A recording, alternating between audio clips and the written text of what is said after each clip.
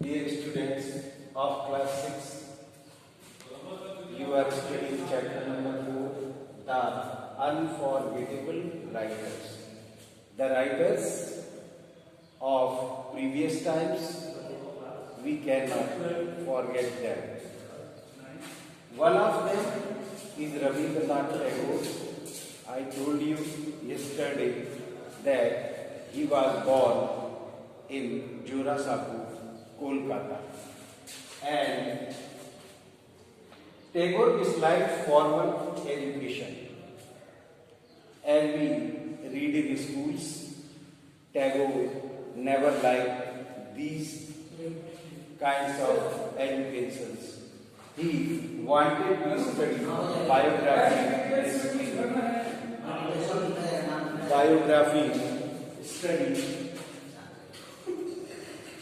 history, astronomy and Sanskrit.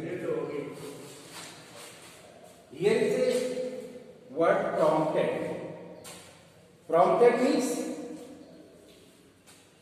motivated. Prompted means motivated. And periodical means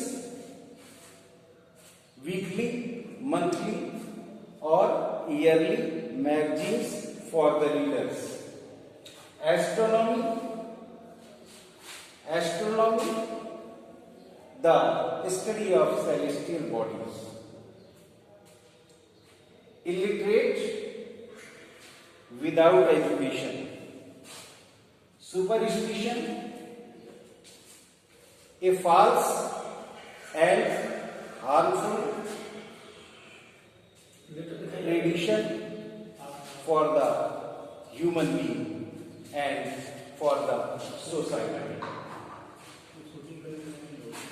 At the tender age of 11, he was able to discuss with his father the biology of Benjamin Franklin, Edward Gibbons, the history of decline and fall of the Roman Empire, and was able to examine the poetry of Kalidas. He read all the literature of the world and he studied well Kalidas also. Rabindranath Tagore believed that proper teaching encourages curiosity. Rabindranath Tagore trusted if a student is taught well, it can quench its curiosity.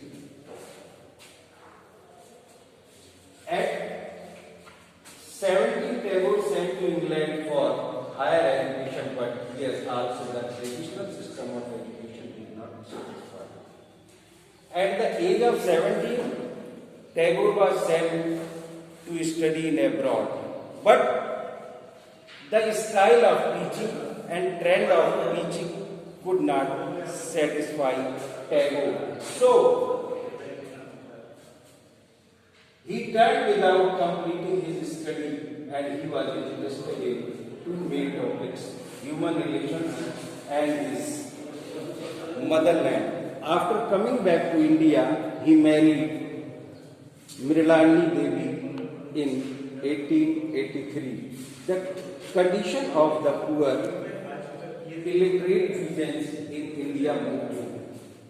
In those times, the position of peasants of India was very poor.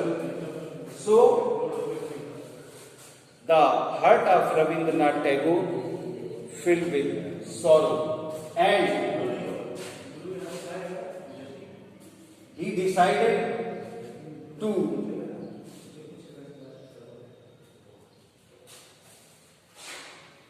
He realized they were deeply influenced by foolish and unscientific beliefs.